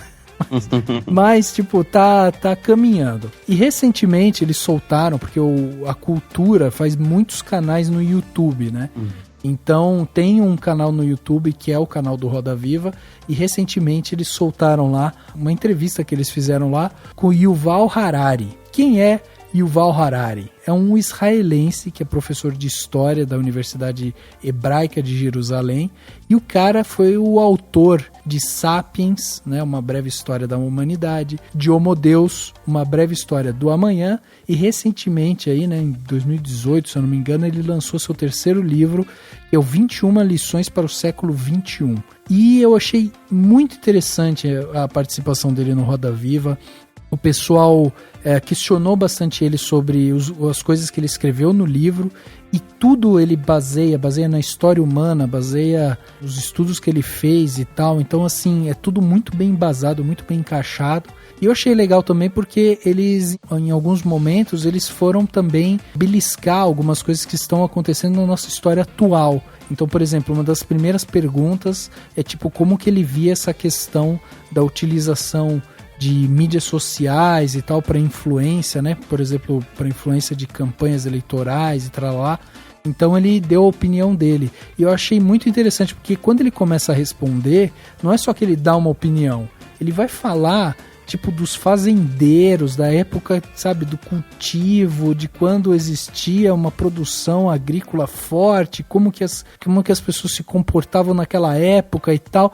Então eu acho isso muito legal, porque responde muitas coisas que às vezes a gente não tá vendo ali, né, como foco. Então fica meu segundo plano detalhe, fica para esse vídeo, né, do YouTube. Você pode assistir a entrevista na íntegra do Roda Viva com Yuval Harari, tá bom? Então esses são meus 2 planos de detalhe de hoje. E você, Nathalie, o que você trouxe pra gente de plano de detalhe nesse querido podcast 345? Bom, pessoal, recentemente fiz a cobertura do Janela Internacional de Cinema do Recife e tive a honra de ser convidada pelo Canal Brasil para ser júri do Prêmio Aquisição Canal Brasil. Olha que legal! Ele faz uma comissãozinha com 7 críticos. E aí a gente vota nos melhores curtas nacionais que estavam inscritos no festival. Eu fiquei assim, balançada entre 2, mas um especificamente que eu votei para vencedor, e é o que de fato ganhou, e é o que também ganhou o prêmio de melhor curta do Janela, que é além do curta do Canal Brasil, tem também a do júri oficial deles lá, e aí também levou o prêmio de melhor curta, que é o filme chamado 7 anos em Maio, de Afonso Shoa, que eu acho que vocês devem conhecer, que é o mesmo diretor de A Vizinhança do Tigre e Arábia. É um documentário. É a história de Rafael, que é um colega do diretor, e aí eles se conhecem há muito tempo, e de repente ele some. e ninguém sabe pra onde ele foi. E aí 5 anos depois encontram ele pedindo esmola, ele virou mendigo em Belo Horizonte. E aí os amigos vão lá ajudá-lo e tal, e aí ele conta a história, como ele chegou lá, que aí passa por milícia e passa por perseguição policial, passa por uma polícia truculenta, passa por racismo. Então eu acho o interessante do filme é que ele fala bastante sobre os problemas sistematizados da sociedade brasileira, e ele passa por racismo, desigualdade social, sobre milícia. E é interessante porque milícia é um assunto que hoje em dia está em alta, mas para essa galera ela já é presente na vida deles há muito tempo. Sabe, o pessoal da favela. Entende? Então, assim, ele faz um jogo de luz e sombra, assim, incrível. Ele usa luz natural de fogueira e filma à noite. E é um rebuscamento visual, assim, que você não espera num documentário, sobretudo num documentário em curta-metragem. E eu acho que o final, assim, ele me arremata de uma forma, porque ele, não sei, de uma forma ele meio que dialoga com uma música de Linda Quebrada que se chama Bomba Pra Caralho, e ela fala também sobre tortura da polícia e como a polícia trata as pessoas que são marginalizadas. É um filme muito forte, é um filme que fala de maneira muito direta sobre esse problema, e é um filme muito premiado. Ele já teve no festival da Mostra de São Paulo. Eu acho que talvez ele esteja agora em Brasília. E é isso, vale muito a pena. Quando vocês puderem assistir, assistam. 7 anos em Maio, filme nacional de primeiríssima qualidade. Pô, sensacional. 7 anos em maio. Demais, demais. Links estarão aqui no post, né? Se você quiser, ver um pouco mais sobre o filme que a Nathalie falou, ou de repente ver, né, a entrevista que eu falei aqui do Roda Viva e tudo mais. Tudo vai estar aqui no post. E aí, Henriquinho, o que você trouxe pra gente de plano detalhe? Bom, eu tenho alguns planos detalhes, mas são curtinhos. Pra não fugir muito aqui do tema do podcast, o primeiro plano detalhe é um documentário curtinho de 1h20 que conta a biografia do Stan Lee. Se você colocar lá no YouTube, você acha ele facinho, Stan Lee, biografia, é um dos primeiros que aparecem. Esse documentário ele é de 2010, ele foi feito pelo canal The History Channel e ele chama With Great Power, The Stan Lee Story, ou Com Grandes Poderes, a história do Stan Lee. E daí nesse documentário vai contando a vida do Stan Lee. Tem várias cenas do Stan Lee com a John Lee na casa deles, mostra um pouco da rotina. Eles falam até um pouco da filhinha deles, que a segunda filha que nasceu e acabou falecendo 7 dias depois, que só ficou na incubadora, né? Tem algumas inserções de atores, por exemplo, Tobey Maguire, Samuel L. Jackson, falando sobre o Stan Lee. E é bem legal, tem bastante cenas do próprio Steve Ditko também falando. Então dá pra gente conhecer bastante da vida dele. É um complemento a este podcast, né? O podcast saiu muito mais completo, lógico. Então, documentário With Great Power, The Stan Lee Story. Ainda sobre Marvel Comics, tem um livro muito legal que se encontra facinho no site da Amazon qualquer coisa, que é o livro Marvel Comics, A História Secreta. É um livro acho que ele é mais ou menos de 2012, 2013. Ele saiu aqui no Brasil pela editora Leia e foi escrito pelo Sean Howe. Ele conta basicamente a história da Marvel Comics, não é só a história do Stan Lee. Então quando o Stan Lee sai da Marvel, o livro ele continua a história, passando pelos novos donos e tal, vai acabar mais ou menos aí por 2008, que é quando sai o Homem de Ferro 1. É bem legal, é um livro grandão, mas cheio de informação interessante. No final do livro, na edição brasileira, tem um super guia, surfista prateado, tem todas as referências do surfista prateado, onde surgiu e tal. Pra quem é fã da Marvel e de uma boa história, assim, de empresa mesmo, é um livro super interessante. Marvel Comics, A História Secreta, do Sean Howe. E o meu último plano detalhe não tem a ver especificamente com a Marvel, Stan Lee, mas tem a ver com quadrinhos. Agora, em dezembro, no dia 1º de dezembro, a gente vai ter a Butantan GibiCon, que é um evento de quadrinhos que vai acontecer lá na Casa de Cultura do Butantan, em São Paulo, na Avenida Junta Mizumoto número 13, e que vai ser um grande evento de quadrinhos que precede a Comic Con Experience, que é no outro final de semana. Então vai ter um monte de quadrinista fodástico, por exemplo, a Germana Viana, que vira e mexe participa aqui com a gente e tal. Tipo assim, pra quem não vai poder ir na Comic Con Experience e tá aí na região de São Paulo, vale muito a pena ir na Butantan Gibicon também, vai ter, tipo, mais de 100 quadrinistas, então dá pra curtir bastante. Pô, sensacional, olha aí. Henriquinho sendo o cara, né, que divulga biografias e divulga eventos. Esse que é o Henrique que a gente conhece. Incrível. E aí, Dan, vamos fechar esse plano de detalhe de hoje? Vamos, eu sou o cara que sempre indica podcast, então eu vou indicar podcasts. Mas eu também vou indicar filmes na Amazon Prime, no Prime Video lá. Seguinte, o primeiro podcast que eu vou indicar é o Fora de Quadro número 4, que na verdade é o episódio do Plano Sequência, né?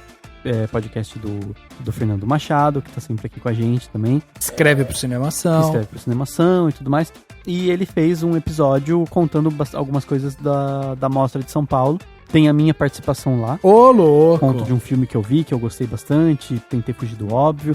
Mas, enfim, ele fala de outros filmes, falam dos filmes de destaque. E aí tem várias pessoas, críticos, gente que ele entrevistou da Mostra de São Paulo e tal, falando sobre os filmes que mais gostaram e tal. Então tá bem legal de ouvir. Então, o primeiro podcast que eu indico. O segundo podcast é um outro que também tem a minha participação, vou deixar registrado aqui. Eu gravei um episódio sobre cinema brasileiro no BacanaCast. O BacanaCast é um podcast, acho que razoavelmente recente, deve ter uns seus 15 episódios, não sei. Eu gravei um episódio, eles são super legais, gravei lá com o Vini e com o Túlio. A gente falou sobre o cinema brasileiro, foi bem tranquilo, assim, e a gente falou de vários filmes bem interessantes, incluindo Pichote, que é um filmaço, mas enfim, mas ouçam lá o episódio do BacanaCast, que tá bem legal.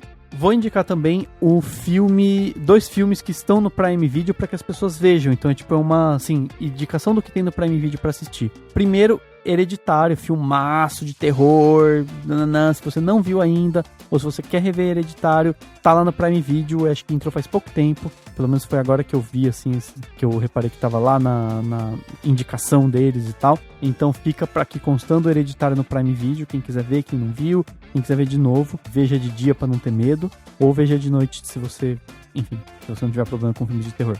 E vou indicar também um filme razoavelmente, não chega a ser clássico, mas enfim, um filmaço que eu vi tinha visto faz muito tempo. Aí eu fui rever no Prime Video e eu tinha esquecido quanto ele é filmaço, quanto ele é bom. Que é o Tudo Sobre Minha Mãe, do grande Pedro Almodóvar, que é, enfim, sensacional o filme e que tá lá no Prime Video também.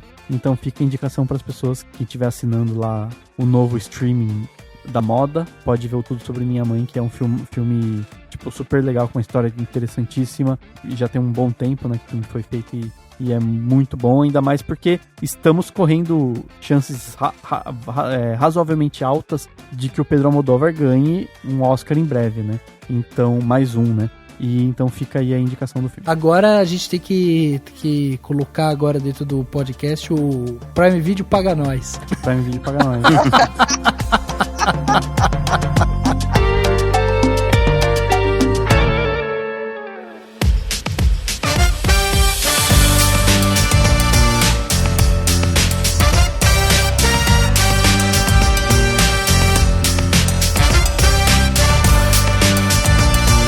Chegando ao final de mais um podcast Cinemação 345, batemos esse papo sensacional aqui sobre Stan Lee, um ano sem Stan Lee, esse cara que deixou tanta coisa pra trás, né, que encantou tanto os nossos corações, e aí a gente fez essa singela homenagem aqui pra ele. Nathalie, queria agradecer sua presença aqui com a gente mais uma vez, né, a Nathalie foi chamada em cima da hora, a gente sempre pautando bem nossos convidados, né, Dani?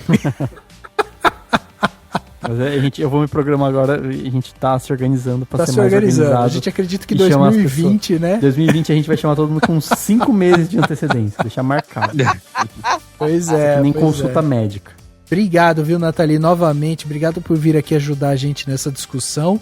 E deixa o convite aí, quem quiser ler, né, as coisas que você escreve, acompanhar seu trabalho aí, como é que faz? Pessoal, muitíssimo obrigado novamente pelo convite. É sempre uma honra dividir esse espaço com vocês. Sou fã de vocês sabem disso. Podem me chamar sempre que quiserem. Se for antes, melhor ainda. Se for em cima da hora, eu venho igual. E sim, quem quiser acompanhar, é só entrar no escrocriticas.com.br, que a gente tem crítica lá sempre. De filmes novos e filmes antigos também. E séries também, claro. E no Instagram também, @escrocríticas, que também lá tem quase todo dia crítica de série e filme. Tanto lançamento quanto filme de 1910. A gente tá lá falando sobre filmes e sendo ácidas e trocando conhecimento e comentários com quem tiver afim, com quem tiver disposto a falar sobre cinema. E é isso, gente. Muito obrigada novamente. Demais. Obrigado mais uma vez. Henriquinho, obrigado também pela sua participação aqui. Obrigado por trazer tanto conhecimento, né, sobre esse mundo pop, nerd, né, que a gente às vezes tem pouco conhecimento aqui, eu e o Dani, e você sempre nos elucidando com a sua sabedoria. Imagine, cara, vocês saíram perfeitamente bem. Deixa o convite aí, Henrique, ó. Quem quiser te ouvir, afinal de contas, agora você comanda um podcast, você é um host de podcast. Você viu só que chique? Pois então, convidar todo mundo pra vir me ouvir, eu e o Xaxim, quinzenalmente no Geração M. A gente tá em todos os agregadores de podcast, a gente também tá no site do Cinemação. O próximo capítulo vai sair agora no dia 24 de novembro. Então, tem poucos capítulos aí anteriores, dá pra você maratonar. O capítulo é curtinho, meia horinha só de podcast, tranquilão. É isso aí, perfeito. Demais. Obrigado, Dani, também pela sua participação. Valeu, brigadão, Nathalie, brigadão, Henrique. E é isso, gostei de falar do Stan Lee e agora vai vir filmes por aí, então fiquem... Nossa, muitos filmes. Agora é uma sequência de filmes aí, galera. Preparem o gogó pra escrever pra gente o que vocês acharam dos filmes que estão saindo. E tem muita coisa boa pra gente falar, né? Sim. Demais. Obrigado mais uma vez. O podcast Cinemação 345 fica por aqui e a gente se vê no próximo.